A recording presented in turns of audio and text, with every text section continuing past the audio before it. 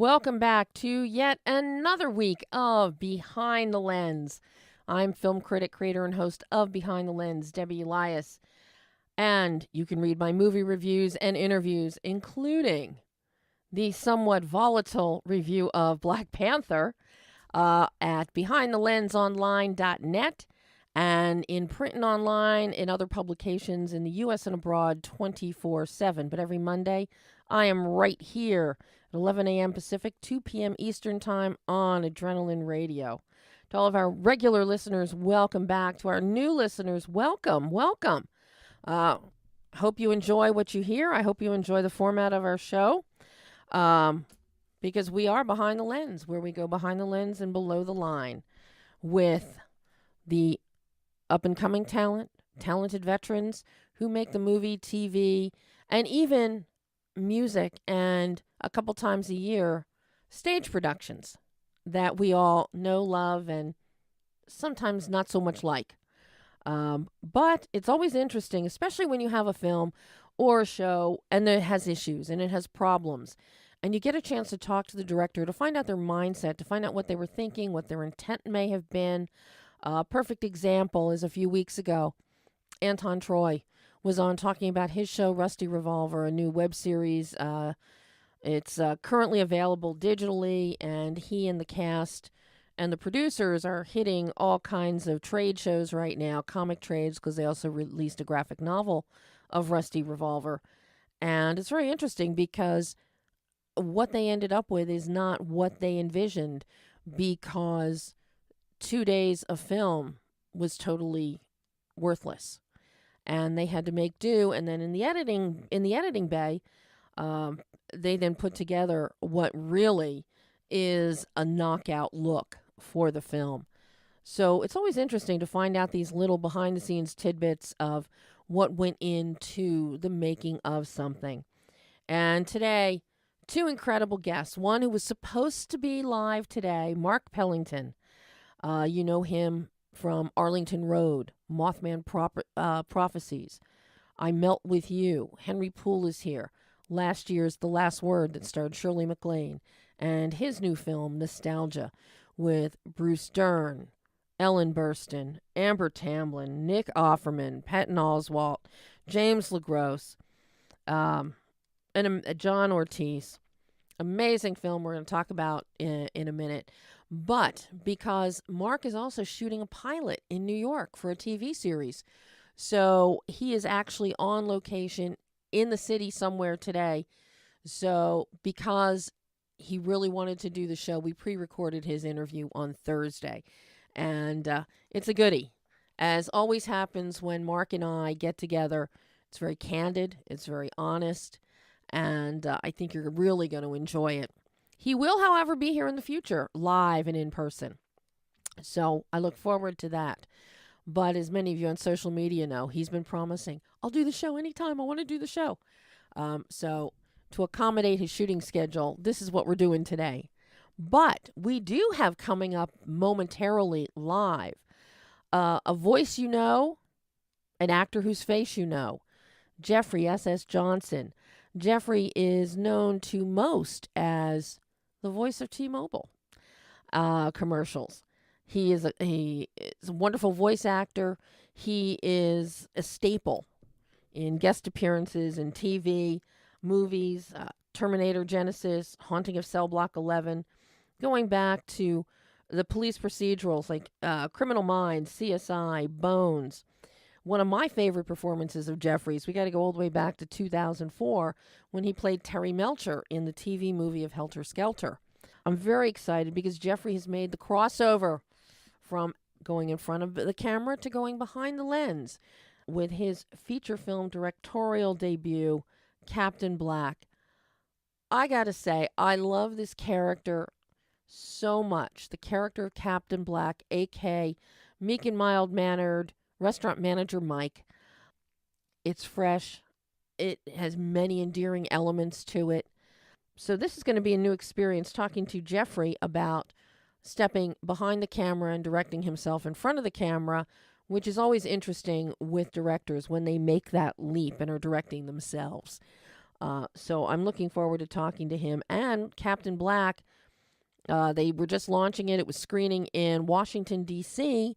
It's now part of the Hollywood Reel Independent Film Festival and will have its West Coast premiere this Wednesday night, February 21st at 7 p.m. down at LA Live at the Regal Cinemas at the corner of Olympic and Georgia. So I can't recommend it highly enough. It is really a treat to see. It has some wonderful poignancy in it. But as I said, the character of Mike, aka Captain Black, is truly wonderful. So I can't wait to talk to Jeffrey about it. And similarly, you're going to love hearing, I hope you'll love hearing my conversation with Mark Pellington about nostalgia. Nostalgia, it's very meditative, it's insightful, it's contemplative. It's a rumination on loss, on grief. It is observational and objective. And it's told primarily through a string of individuals. We meet Bruce Dern's character first. His granddaughter wants everything he has to be appraised. So when he kicks the bucket, we know the value of what he has and what she might want. There's John Ortiz has a wonderful role as the insurance man. And he meets with Dern's character initially. Has an entirely a look all of its own on those sequences. Then we meet the granddaughter played by Amber Tamblyn. Total contrast to her grandfather.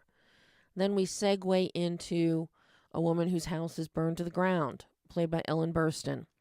And the exchanges between Burstyn and John Ortiz are the stuff that award-winning performances are made of. Absolutely brilliant, touching, beautiful. But the entire film proceeds in this fashion, with the highlight becoming Ellen Burstyn and John Hamm. John Hamm as a collectibles dealer in Las Vegas. And she has one item that she managed to salvage out of her burning home that she had no clue as to what the value is, but it was something that meant a lot to her husband. So anybody that has ever experienced loss, grief, nostalgia is the film for you. It really gives you a deeper understanding and perspective on the value of life, the value of legacy. It's possibly my favorite film that Mark has done, and I am a huge admirer of his work, because all of his films speak to life, especially the last grouping of films.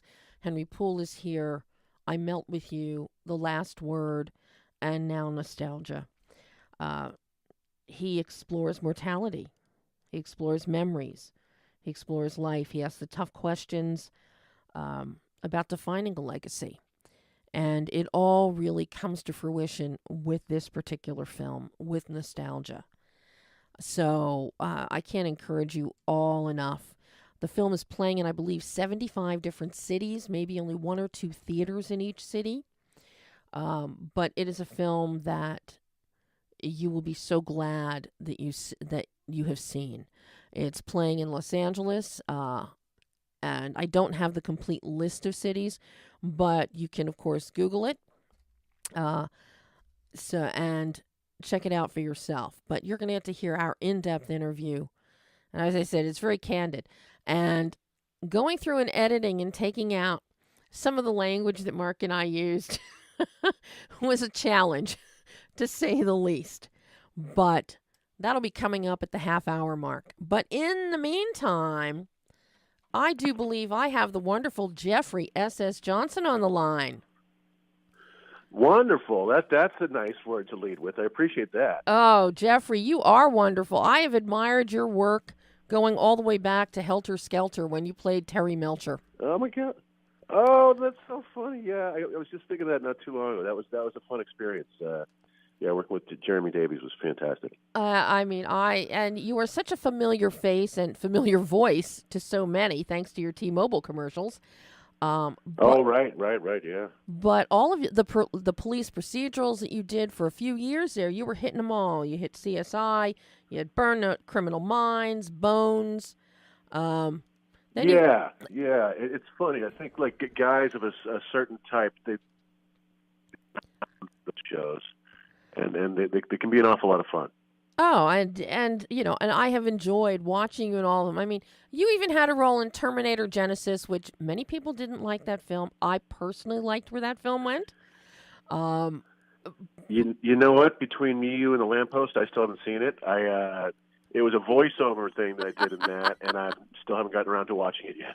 you should. It is not what so many people described it as. It really is an exceedingly well done film with excellent production values.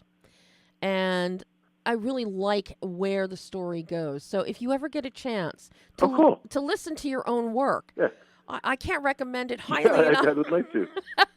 But in the meantime, I am so excited. I owe your publicist, I owe Mark a huge, huge, huge thank you for reaching out to me about your new film, Captain Black. Oh my Yeah, God. yeah. Jeffrey, what Mike is. This is the guy that every woman in the world wants. This is the guy you want as your friend. One of the nicest characters we have seen on screen in a long time. And then he gets thrown into this weird world. It's really sad in a sense. But I just, where did, and you're directed your first feature directing, and Yep, you're yep, and you're yep. starring and directing yourself, which we'll get into That's right. which we'll get into shortly. But because you've had a steady career, but now you decided to make the leap into directing. What was the impetus for doing that?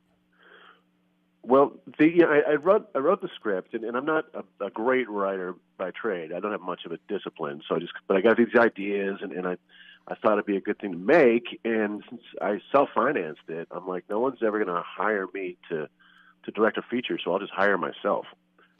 So I cheated a little bit, bought myself a credit. Hey, why not? Man's got to do what a man's Yeah, got to I do. wanted to. Yeah, because it was very close to the heart, and I knew that I pretty much knew how I wanted things to go, and I spent enough time on set to know that I could direct if I had the right team, Mm-hmm. and I got a great team, so it was a lot of fun. Where did you get the idea for this story? Because when I first started watching the story, I was kind of getting a vibe of the old Woody Harrelson movie Defendor, where he thinks he's a superhero. Oh yeah. But then it takes a Yeah. that's what I'm thinking. It's like, okay, it's along the same vein, but then it takes a total twist. So this is a story that is not in the mainstream. So I'm curious No, not at all. how your fertile little mind came up with this. It's a lot of it. At the front end is just kind of slice of life, fun little scenes that were easy enough to connect with. But then I just thought, what if? That's more or less it. I'm like, what if this nice guy got thrown into this really scary situation? And then you just keep on writing more. It's like, oh, if this happens, then this has to happen. If this happens, then that has to happen. So it was just strictly a what if scenario. Well, and your what if scenario, you start off, we're in this Mexican restaurant that you're manager of, and of course we first meet the jerk of a customer played by Mackenzie Aston, and he does jerk so well. And this is I know, that's funny, and he's the nicest guy in the world too, which is funny. It's like everybody on the planet has either, if you're in entertainment, and you've been a server, was a server, or you've been in restaurants watching this unfold. Boy, you nailed it spot on with the dialogue. He nailed it with the performance. Yeah. And this really... I think, we've all seen that jerk at some point. Yeah, if we weren't waiting on him, we were sitting next to him saying, what is with this guy? And then he's getting his meal comp saying he's never coming back again, and then says, hey, you should be giving me coupons to come back. And it's like... Yeah, right. The humor that you inject there, and with your take on Mike as the manager dealing with these people... I can honestly say I don't think I've ever seen a manager anywhere with that kind of calm and gracious hospitality. Oh, that's funny. You know, it's funny you bring that up too, because I'm in Washington D.C. right now. We had our world premiere a couple nights ago, and I'm heading back to Los Angeles later on today. But my dear friend Dan, who I used to work with at restaurants, you know, he was kind of the basis of that character. Like, he was just a really nice guy, and he was really polite, and walked the company line as much as he could. So he was able to see the film, which was really, really cool. And yeah, but I mean, it's just you fall in love with Mike at that moment in that situation. This is Yeah, you where got to. you really set the tone. And then when we see him stumble onto the briefcase with comic books in it, a comic book of Captain Black, and all of a sudden, this guy, midlife, he's getting drawn into the graphic novel world and the dream world. And yeah, a little obsessed. Little obsessed? Okay. Little obsessed. If you were a kid getting an allowance, you'd be spending every allowance in the comic book store. Right, exactly. But yeah, that's a world that I personally don't know that much about. But the more you do a deep dive in those things, the more fascinating they are. So, how did you develop the character, the graphic novel character of Captain Black, and the object of his affection, Kit Vixen? Well, yes. Well, I wrote them not knowing what they were going to look like. Mm-hmm. So I knew he was going to be dark and mysterious. I knew she'd be sexy and cat-like. And then I met with an extremely talented comic book artist, Sean Spanky Piela, and we sat down and just brainstormed, and we had beers, and next thing you know, he's sketching, and we're saying yes here, no there. Next thing you know, we've got this fully realized concept, and it was fun to just see it bloom. It's like Spanky and I were their parents. Oh my God, it had to feel that way, and to see them not only come to fruition on a comic book page, and I have to say, you've got animation in this film. You have the actual graphic novel, the vibrant colors, of turning the pages, which is all beautiful. But then you have a character that you then translate into human form as Mike creates his own Captain Black costume and starts living that alter ego identity.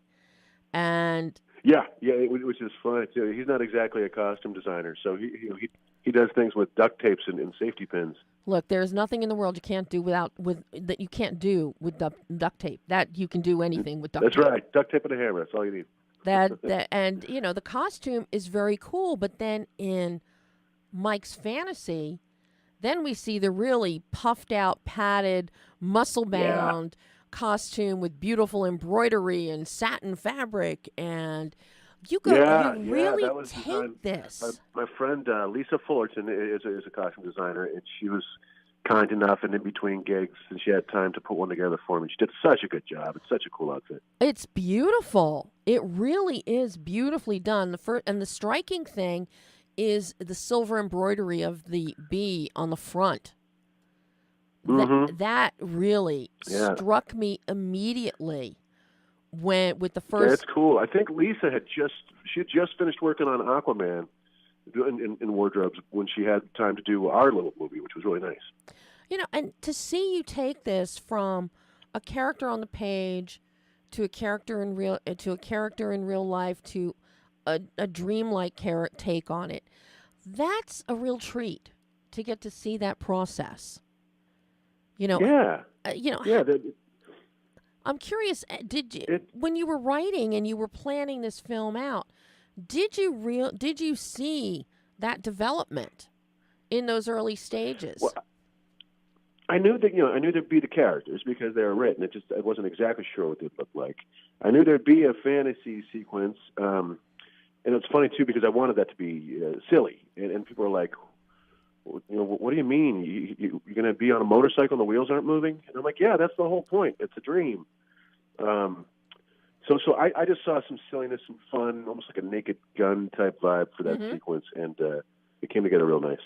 And it fits with Mike and Mike's persona, because he's experiencing the fun of graphic novels and comics for the first time, which he should have experienced back when he was 12 or 13 and would have been daydreaming this kind of stuff.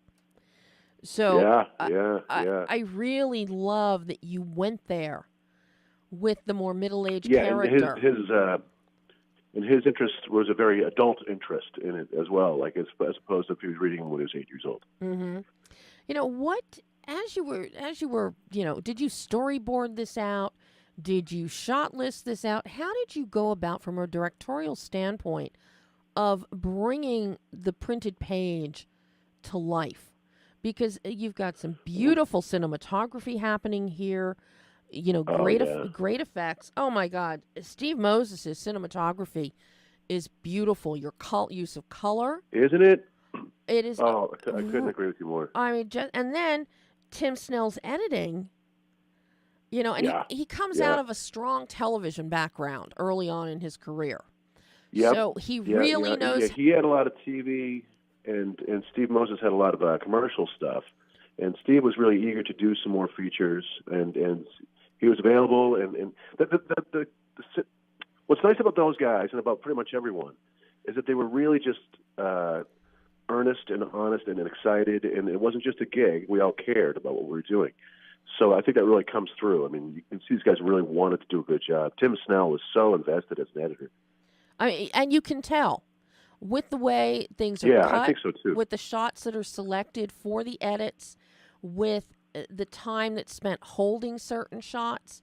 He put thought into this. It was not just a cut and run situation. Right, and we didn't start editing until well after the shoot too, so it wasn't as if Tim and Steve could talk that much. Mm-hmm. But pretty early in the editing process, Tim said to me, I'm really picking up on your DP's vision here, and I'm like, that's great, that's beautiful. And when I told Steve that, he was thrilled. He said he was really touched that that those guys were communicating from afar. How did you go about approaching the direction? And especially working with Steve to develop your visual tonal bandwidth, which, as I said, is beautiful. Your Halloween party scene is the production design there. That's so well done. The contrast with Captain Black and Kid Vixen meeting up in the garage, total contrast there. Right. With the blue lighting, and again, that's when you get a great DP with a great art department. Like our production designer Roy Reed was excellent. I mean, just he could make miracles happen all the time. You put all these guys together, and all of a sudden you had an all-star team. And from costumes to art department to photography, it was really great. And then the cast was just insanely great. So it's just a great team effort. I got to say, it's the first time I think I've seen Lenora Washington, who plays. No kidding. I think so. I think it's the first time I've seen her, and she really knocked it out of the park for me. And your chemistry with her really plays so well as two extremely caring friends. Very impressed. I wrote that part with her in mind. I was really hoping that she was going to be available. And I bet you've seen her, but here's the deal. You probably don't recognize her because she wears a different wig in everything she does. She gives her names. It's hysterical. That's probably it. But she just the chemistry. She works quite a bit. She's so good. The chemistry between the two of you is a very strong selling point for the plot points. I think so too. It really. And it's funny because that's where some of the editing process breaks my heart because we had other longer scenes with the two of us that just had to go in the interest of time. Mm-hmm. But her work is so good, and I thought the connection was so good. And then you bring in Georgia Norman to play Kit Vixen. That was an interesting little role there. Was it hard to find the right person for that role? It wasn't so hard because I met her pretty early in the audition process, and I knew right away that she was just the best. But it was very important that I didn't cast someone I knew. Like a lot of the cast, like people like Charlie Kuntz and Lenara, and they're friends, and everyone on the party scene I've known. But I didn't want to know the Maria Kitt character. I wanted that to be a stranger. And and we had to find someone who could play that age range Mm-hmm. convincingly on both sides. Mm-hmm. But she's terrific, and I like to think of her as a find. I like to think of her as she'll be a big thing, and that'll help the film because I think she's just terrific. She's got a look that Oh yeah, we don't see. She's got that porcelain skin and the jet black hair, and then you make sure she's got, the bright red, Maybelline red, Max Factor red right. Hollywood lipstick, and Yeah, very film noirish. yeah, I think so too. And she's a gamer too. Like, cause like that's a tough role for her to take. I mean, I can understand her not want to do something that risky, but she jumped right in, and we had a blast. I remember at one point we were doing a motorcycle scene, and she just said to me, "I'm having so much fun." It was really, really cool. Doesn't it make you feel good as a director, though? Oh yeah, big time, big time. I mean, it's And what. this is my first time directing a feature, so I wasn't sure if I'd be any good at it. But we all seem to enjoy it, and we like the way it came out. So, what was the learning curve like for you? You've watched enough directors at work, but what was the learning curve like for you now stepping into those You shoes? look, you learn really, really quick that it's a team sport first and foremost, and so I deferred to other people's expertise constantly. I said, what do you think? What do you think? What are our options? What's the best? Because all these people have been in the industry forever. They know what they're talking about. Mm-hmm. Well, you're no slouch either. I mean, you've been around. Yeah, for better for worse. So, the big question, the pressing question, though, you're not only are you a first-time feature director, but you're directing yourself. So, I'd love to know how well did Jeffrey the actor take direction, and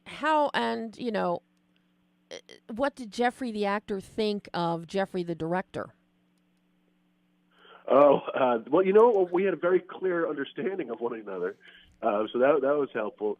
My big thing is we would talk to my first AD, Ben Bywater, and Steve Moses, and we'd just say, okay, here's what we're going to do. Here's the setup. And if I felt it emotionally, and if I was cool enough with what was going on, and it was good for camera, then I didn't want to pour over things forever. I didn't want to be the guy who was watching my own takes over and over and over again, wasting everyone's time. So if I felt it emotionally and they liked the way it looked, then we just move right on. Oh, good. That's a very expeditious, very pragmatic way to approach it. No, I didn't want to waste everyone's time. I'm like, that's good enough. We got it. Let's go. I'd be remiss not to bring up how tongue-in-cheek some of the dialogue is during the Halloween party scene. And I have to say, Oh yeah. your transition going from showing the passage of time, Halloween, then Thanksgiving, and then Christmas, really beautifully done, simple imagery, but you give us all we need to know about time passing. But the dialogue, okay, you equate the Beatles to Peppers, okay, Sergeant Pepper, Yeah. Yoko Ono is the stuff in between. That's right. Yeah, actually, that was an ad lib. Oh my God! But yeah, it was that whole party scene is just probably things that I had written down on pieces of paper over the years that I thought were funny, and they'd land someplace. They out of context, but still interesting.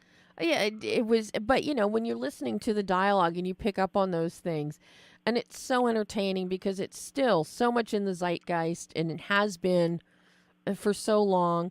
Or you even play, you make fun of, you got the guy who's dressed up as the guy who does the commercials. So That's right. So you even kind of poke fun at part written yourself. explicitly for Jameson Reeves. I mean, just so well done. So that That's great. even when the film takes a darker turn, and the way that you resolve the film, it's open to interpretation. Oh yeah. It's very open and we've all gone through the ride together. Like the audience goes through what he's going through all at the same time, and that's important. I mean, that when you cut to black, because you cut to black, you don't fade, you cut to black, and it could be what could be happening next could be the result of Mike slipping into his Captain Black alter ego and defending somebody's honor, or it could be something horrible that had happened. But it's left to our own interpretation as to where, what happens to Mike and what happens to Captain Black. Absolutely. Like throughout this whole thing, I've always said I'm much more interested in questions than answers. So yeah, it might drive some people crazy, but that's the ending I wanted. Oh, I mean, it just works on every level, Jeff. I mean, it really that's cool. does. Thank you very much. It's nice of you to say. And I'm so thrilled. Everybody in LA gets a chance to see this Wednesday at 7:00 at the Regal down at LA Correct. Live. Tickets are still available because I checked. Oh, they are. Well, that's. I don't want them to be out. I hope we sell out. Well, it's still early. It's a holiday weekend, so people are home goofing off today so that they can now go online and order tickets. There you go. Exactly. Yeah, and that'll be great because that's the Hollywood Reel Festival. So the screening, like you said, is on Wednesday, and then Friday, I'm very honored to have been awarded the Best Director prize for that festival. So there'll be a little gala event for that as well. And I have to say, a very well-deserved accolade, Jeff. I mean, really. Thank you very much. Very nice. Jeff, I thank you so much for calling into the show today. This has been a real... My pleasure. Thank you for having me. This has been a joy getting to talk to you. After watching you for so many years, and now you really, you've now bumped up your visibility, your Q factor, and I hope you're going to direct some more. I really do. Oh, that's the plan, man. I want to, too. This was too much fun to just do it once. Oh, well, who knows? Maybe I'll actually make it down and see this on the big screen Wednesday night. Well, be sure to introduce yourself if you do. If I do, I will. Jeffrey, thank you so much. Thank you, Debbie. Have a great day now. You too. Bye-bye. And that was Jeffrey Johnson, writer, director, and star of Captain Black. And now, we're going to jump, since I already did the setup for the film Nostalgia, we are going to jump right into our exclusive sit-down interview with director Mark Pellington, talking nostalgia. Because spoke to you. It spoke to me, and plus the characters in there. We have some that are very mercenary. How much is it worth? How much is $1? How much is $1 worth? Sure. Which is my sister. It's like, if it's not worth a ton of money, it's worthless. It's garbage. It's crap. You just throw it away. What is the value of anything? What is the value of anything? I'm watching this film, Mark, and just... hit you like a baseball bat. It sure did. Family, loss, identity. I want this. Somebody said, here's an interesting... Somebody said, Amber Tamlin's character, she doesn't make sense because she says this, but then she says this. And I said, number one, she's the granddaughter, and yes, she's having a child, and yes, she's angry, yet she's pained, and she wants something, but she doesn't want something physical. She wants to be acknowledged. She wants to be known that she means something, and that's giving somebody respect. All those layers that were in Alex's script, I didn't touch. I barely, and the difference between the assembly of this movie and what finished, very, very, very pure. It's like maybe the Burstyn scene at the site. There's a longer. I mean, Alex's stuff can be repetitive, and there's a certain power in that. But a couple of pieces, like my first cut, was like 2:40. It played interestingly at 2 hours and 30 minutes. But Bleecker was like, no way. But I had contractually, I could get up to 2:10, and we submitted a cut of 2:07 to Cannes. We didn't get in. When I knew we weren't going to be like a festival darling, I was like, how does it play? And the difference between 2:07 and the 150 that it's now was what I got was it just took a little bit long for people to get to Burstyn. As interesting as Bruce is and John Ortiz as a character actor, people felt they were treading water. The movie didn't begin until Burstyn got there. So I took 10 minutes out from frame one to get to her. You probably don't miss any of it. Do you know what I mean? I would have liked to have seen more with Bruce's character and Amber's character. Well, I can send you the longer version. Oh, I would love to see it It's like because it's about 3 minutes on each one. yeah, I would love to see that because I felt like there was more to this need, and this demand of hers. Well, what's he giving me?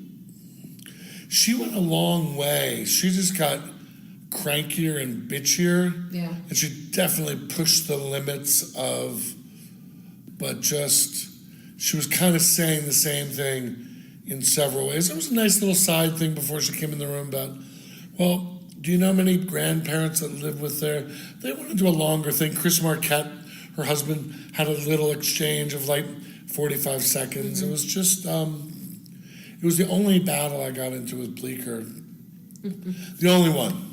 Wow. And like they were releasing it, and I watched it, and I went away. You know when you're watching a film like this, and you're like can't touch it. And I went away for a month. This was like June, and I came back and I watched it fresh, and that was always the thing. And I was kind of like fidgeting. I loved all the stuff, but like the editor and my producer, like they were a little bit like, that's, you know, just a little bit. But that's why you're the purist, and you could watch the 2 hour and 45 minute cut I want with no music. It's really interesting. That's something that amazed me about this one, Mark, because you're known for music. Yeah, and too much music I get criticized for. Well, I don't think there's ever too much. Well, you know what I mean. But very little. I didn't want to. That's why I got to tell you. I'll be honest with you because I feel like you're not only a critic, but you're also a friend, or you get my work. When somebody comes out and was just like bashing this movie for being sentimental, I was like, I gotta disagree with you on this one. I mean, I hired Alex Ross Perry to do this consciously. I wrote him a note last night. There was a review that wailed on the line in the middle where Ellen Burstyn does her little voiceover thing. Mm-hmm. That was something I wrote. And Alex had seen the movie. If Alex had said, like, oh, the line, what do we hold in our hands versus what do we hold in our hearts? Yeah. Right? I just left an interview that George had ABC. Oh, George Pinocchio. George goes, can I tell you what my favorite line in the movie was? Literally, the line that some other critic hated. And I said to Alex, I said, you didn't write the line, I did. I almost was going to take it out. Ellen Burstyn loved it, so I kept it in, and it did kind of sum it up. I have to tell you, it's my favorite line. Right, exactly, for real people. Now, the people that are like, ugh, I can't.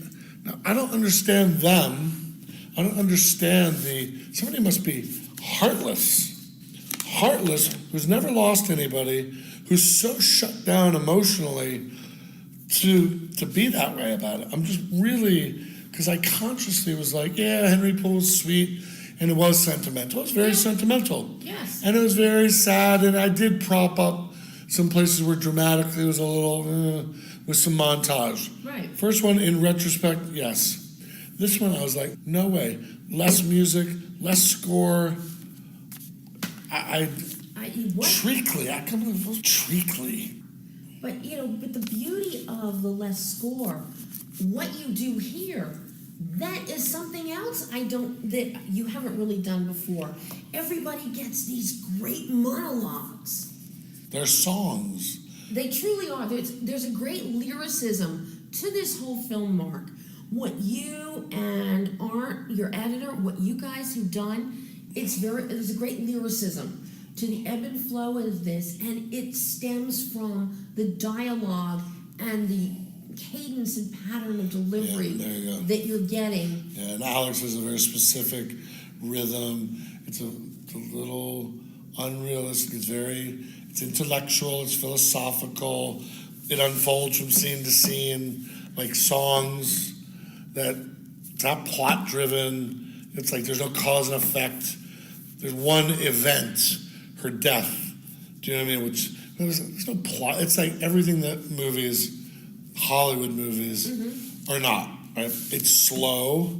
It's extremely honest, and it's putting its feelings out there. Yeah. Speak to terrified people, like just in an overtly. Here it is, raw. It's very raw. But it's very objective. That's what I think too. It's very objective, and it lets the audience, what you let the audience do is observe.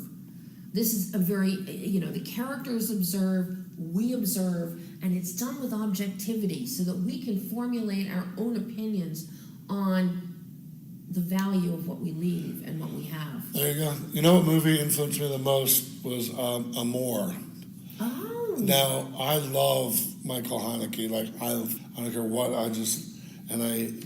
and that movie, I was like, so simple. I said, can I make a movie that simple? It's not engineered? And there was a scene in The Last Word near the end of the movie with Shirley and Philip Baker Hall. It's like the last scene with them. There was just the two of them talking. I said, can I make a whole movie like this? Could I make a really simple, can the characters sit there? Can they just talk? And it's so funny, the little promo things, and Baker Street, I disagree with them marketing-wise. I'm going to put out, I've got 7 songs. They're each of the long monologues, right? Just by themselves. And it cuts to nostalgia. And it's just that piece, like certainly long. The only person who doesn't really have one, actually really have one, is Ham. His short one where he talks about the wife leaving, but it wasn't about the larger theme. The bigger picture, yeah. Yeah. And Dern did one, but I'll be honest with you, he was all over the place. It was hard to get one that I could keep, that I could edit together. He was a little bit all over the place. Sweet guy, but he had to do that. Yeah, he had done a film called Medea that I really liked, and he was from Germany. He looks like an American kid from Hermosa Beach, but like he just had a different rhythm to him. I said, we're in no rush, you know what I mean? And I love the way he cut it. I love the way it is beautifully cut. Yeah. And again, and a lot of that comes from what you and Matt did. Yeah. And I'm so thrilled you bumped Matt up to cinematographer. Damn right. DP. Finally. First one. He had earned it. I just drove Matt crazy for 3 days. I did this Imagine Dragons video. It's going to be this like incredibly beautiful 8-minute short film video. And Matt shot that. Matt just gets me. Like Matt, I don't even have to. I'm really proud of his work on this. It's 18 days, $1 million. I mean, this is that's pretty lean. This is so beautifully done. I mean, you have. I love what you do. You let the camera rest. It's not like what we saw in I Melt With You. It's the opposite, right? Very much the opposite. It's not even like what we saw in The Last Word. Here, the camera rests. And the fact that you start each story with a wider frame. So we see, when we meet Bruce Dern's character initially when John Ortiz comes in, who I think is just fabulous as the thread. Love him, right? That carries us. And the sympathetic ear that he lends. The kindness that he shows. It's beautiful. But you start with the wider, so we see a picture of what Dern's house, what he's sitting in. And then slowly, as they develop a somewhat of a relationship, the camera comes in closer, but never for an extreme close-up. We always, everything, the artifacts are always there. Yep. And you've got a beautiful golden tone that surrounds Bruce's scenes, which so metaphoric for the sunset of his life. Totally, yeah. I mean, just so well. He's comfortable in his warmth, surrounded by, as he says, it's my home, and I like it. Yeah, so you've got the gold, and you've got the darker woods and the mustiness, but it's this. But that golden tone, the whole metaphor of the sunset of his life, and then you go to this wide frame of modern ash. Oh yeah. We get past. We have the contrast with amber. Sure. Yeah, modern. Stark. New money. Stark, cold. Yes, but then when we get to the segment with Ellen Burstyn's character. Wide shot, cooler temperatures. It's got the blueness to it that feeds off the char from what was the house, and then you beautifully said. And then you slowly bring the camera in again, And the closest it comes is to a 2-shot with her and John Ortiz as she's holding up the holder that the baseball used to be on. But you never. So we are reminded of this loss, this great loss. Yeah, you always want to keep the space. One of my favorite scenes is actually the scene after it in the kitchen with all those great character actors. Yes. And then Ortiz's song, I see these things.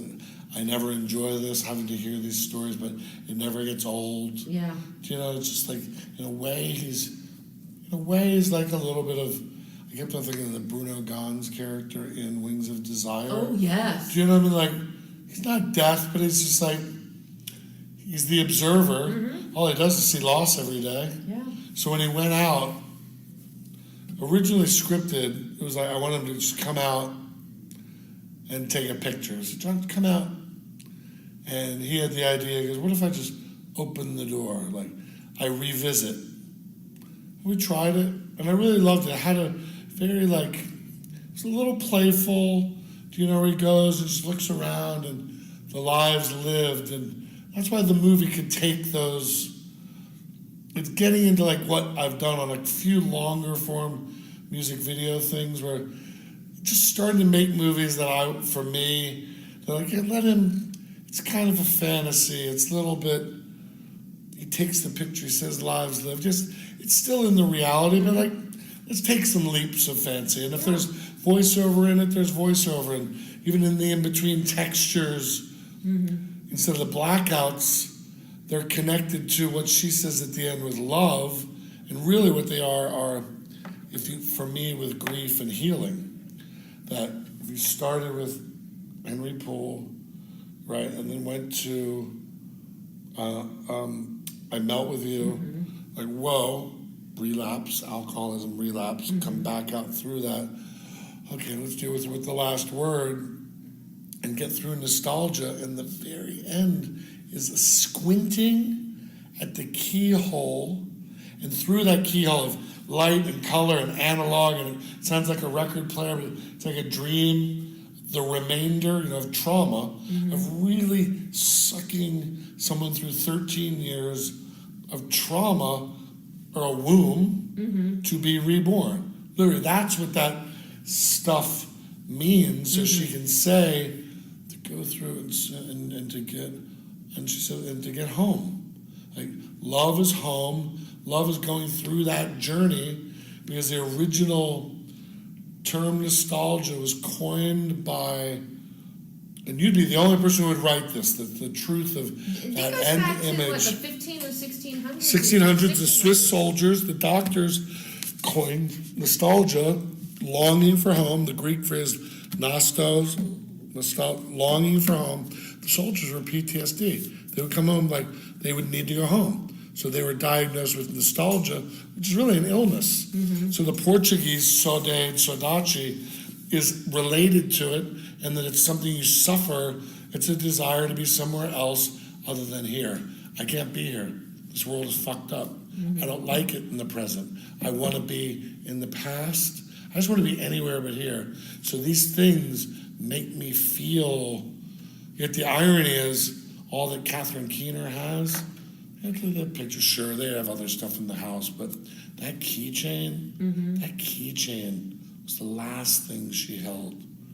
That keychain was the last, I don't know if you have the last item, your father or mother, are they both dead? Or They're both gone. Okay, if you had the last item that they held, that thing. I have the last phone message from each of them. Written down? I have the audio. So do I. I have the last phone message from my wife in the hospital telling me she loves me, and I played it at her fucking funeral. I listened to it for years. Now I haven't listened to it in 5 years. Absolutely. Those are the things that matter. Those are the things, and I have some, I know I wasn't with my dad at the time he died. I got there just before he passed. So I wasn't in the house with him. But I know exactly, based on where he had it on his nightstand next to his bed, that his coin purse was he was playing with his coin purse. You know, the I know exactly. the The little rubber one. Yeah, with and the line in the it middle. was one I bought him and Elton John, one that I bought from the $1 Million Piano Tour, and I actually slipped it into his pocket before in the viewing. in the viewing, so Yeah, it got yeah. buried with him. Right on. And with my mother, a necklace that the last present I gave her, Christmas present, before she passed away, in the spring. Yeah, that's why the opening scene, you probably knew right out of the. That was a big discovery for us. Was Art and I. We had to take like 135 mil. And he cut the scene conventionally. I just said, "Do me a favor, just start. It's out of focus. It'll be out of focus for let's just only plan the single of the bracelet." Well, the necklace. And the necklace. Yeah. Because I knew it came up to that face and that girl's face, and hearing him off camera, and he said, "Do you know when it's?" Then he said, "Do you know?" Yeah, my grandmother passed it on to me. That girl's face was just incredible, right? The joy, the love. You know, she loved her grandmother, all of that. Hey, when do you do? Oh, don't know. And John Ortiz's Mystery. Yeah, and then you see the girl's face change. Yeah, so that's what it is. You know, these. I explain criticisms for me to say. Sylvia's really great. She's like, you know what? You either have experienced it.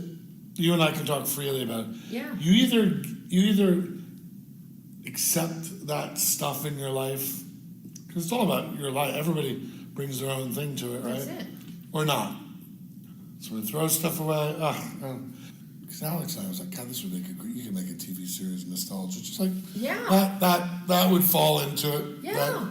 That characters would go into it. And that, I see all of this unfold in this. I have a very unique perspective with your film. Sure. I always have a unique perspective with your films for some reason. You sure It's like do. we're kindred spirits somewhere. Yeah, well, I think we've traveled down some similar paths. We're not for decades. We've experienced loss. We're of the same generation. You know, and we're open emotionally, and like you see it in family, and you can, like this interview I did before. They said, "Well, have you ever lost something?"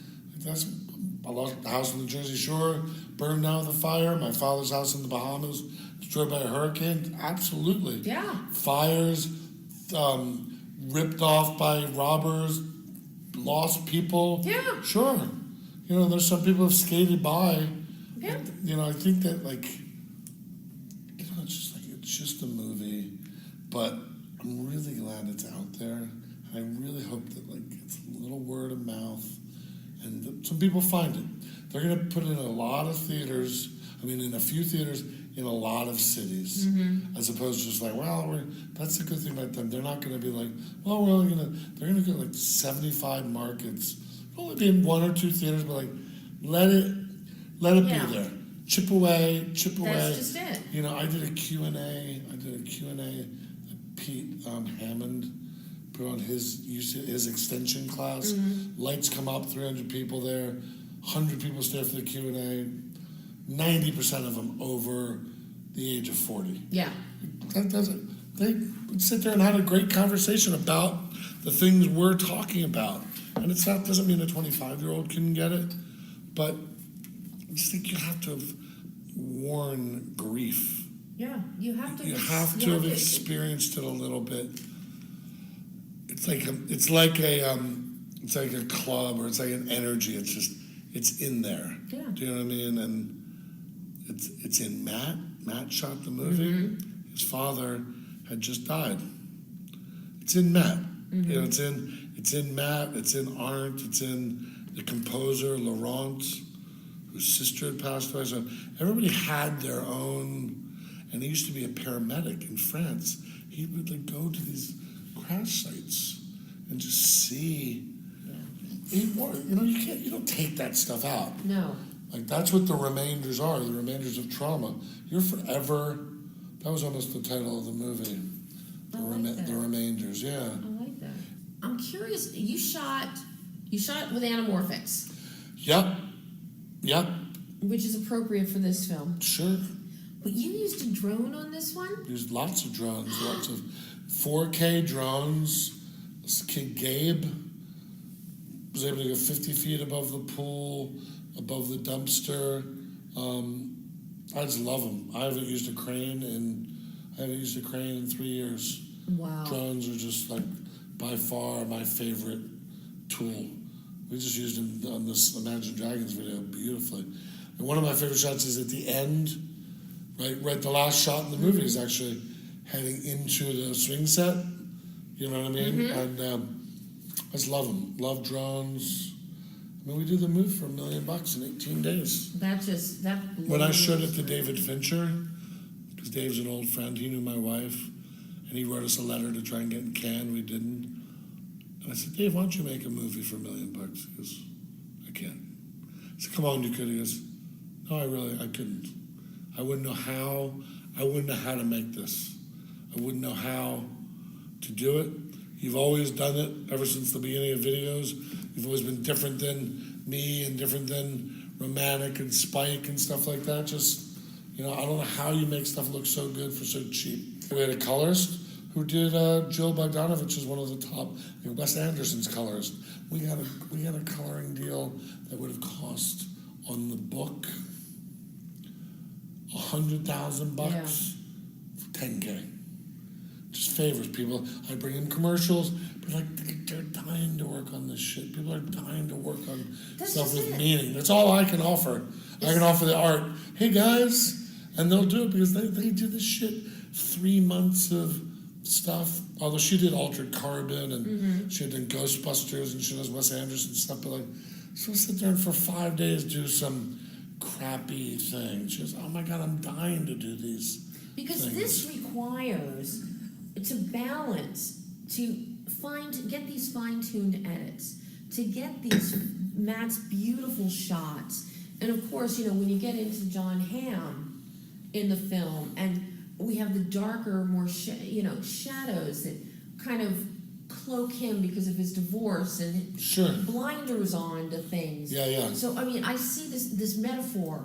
Visual metaphor all through the film, Mark. It's so beautiful. Well, you're a smart artistic critic, and you see the artistry and the making of it.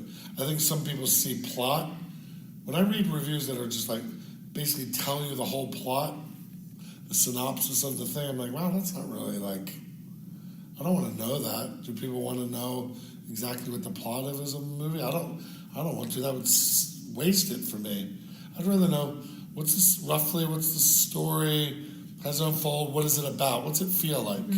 You go for that feeling, and but you're an exception, I could say, happily so for my work. I want to read some of your reviews that are super critical. You should send me some of those. Yeah, well, when you don't like something, part of me, I don't know what the word is. I don't throw away, again, I even print out stuff that's in computers, there's old treatments and stuff like that, print them out and bind them so I have a physical record of them. I'm pitching a memoir for music videos, for my experiences in a chronicle from 1983 to now, my experiences making videos. So I've saved every treatment, all my scrap notes, Polaroids with Flavor Flav, and trying to get a book just to chronicle the history. That would be cool. Because nobody's really documented it as a filmmaker from that period of time. So I have some small publishers. You make no money with it, but they basically pay for you to do your book. Yeah. And if some people buy it, you get. I'm curious now. Was this cathartic at all for you? Now being the quartet. As I'm finishing, it is. Yeah, with mortality and memories and. It is, but I went back and I went into my room beyond my office at home, and there is a private wall there, and I looked at it. I didn't start taking stuff down. I just acknowledged it, because there is one movie that is the opus, the grandpapa of them all. That if the four form a foundation, they're all just 4 poles supporting the larger one, which I've worked on for 20 years. Paul Schrader wrote the first draft, but I'm presently trying to maybe do it as a TV series, as a 5-hour TV series. Because the 2.5-hour movie, Come Close Twice, once with Kurt Russell and Aaron Paul, has not taken off. Because I think the story is too much for, if I did it as a movie, it would be a 4-hour movie. And I would do it cheap. But I'm going to try it as a TV show. I'm going to try and sell it as a 6-hour limited series. It's like the night of, it's a murder mystery. The night of meets blow up. If you just throw those two into a blender. It's about my father.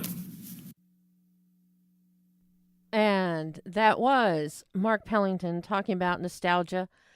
And we missed 3 pieces of profanity in the edit. Sorry. As Pam's making faces.